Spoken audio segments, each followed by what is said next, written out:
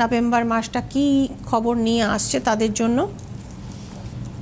কর্কটের জন্য মধ্যম আমি বলবো, স্ট্রেংথ ইজ হিয়ার।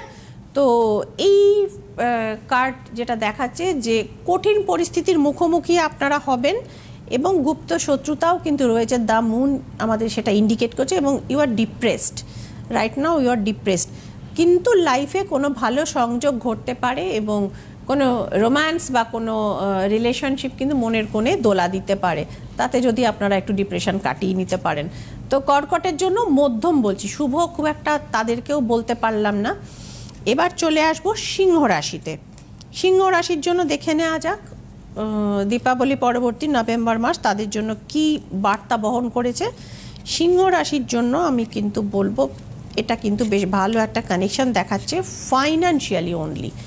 আচ্ছা, ইনভেস্টমেন্টটা খুব বুঝে শুনে করবেন। হঠাৎ করে কোনো বড় ইনভেস্টমেন্টে যতই মানে লুক্রেটিভ প্রপোজাল থাক না কেন, লোভনীয় থাকুক না কেন, বড় ইনভেস্টমেন্ট করতে এই মুহূর্তে বারণ করা হচ্ছে। এবং ডিপ্রেশন আপনাকে কিন্তু ঘিরে ধরতে পারে, যদিও স্পিরিচুয়ালিটির দিকে অগ্রসর হতে পারবেন। বাট কিং অফ পেন্টিকলস জানাচ্ছে যে পৈতৃক সূত্রে বা থাকে না অ্যানসেস্ট্রাল প্রপার্টি বা অ্যানসেস্ট্রাল সূত্রে কিন্তু আপনার অর্থাৎ উত্তরাধিকার সূত্রে কিছুটা আপনার লাভ হতে পারে।